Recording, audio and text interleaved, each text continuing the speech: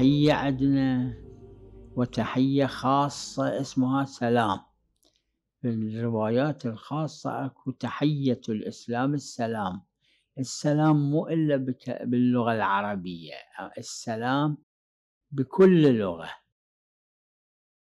مثلا إذا في لغة قال كلمة في تلك اللغة تعطي معنى سلام، هذا يصير سلام، لأنه تحية الإسلام السلام. السلام موضوع، تحية الإسلام باعتبار أنه تقديم المتأخر يفيد الحصر، يعني تحية الإسلام السلام، السلام مبتدأ مؤخر وتحية الإسلام خبر مقدم، يعني منحصر.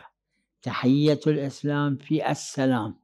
أما عود هذا السلام هذا الموضوع من العرف ناخذه، يعني شنو؟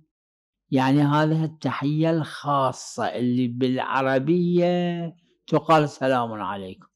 إذا في لغة أخرى فهذا اللفظ قال حيا بتحية في لغة غير العربية اللي بمعنى سلام، مقتضى القاعدة أنه يجب الرد.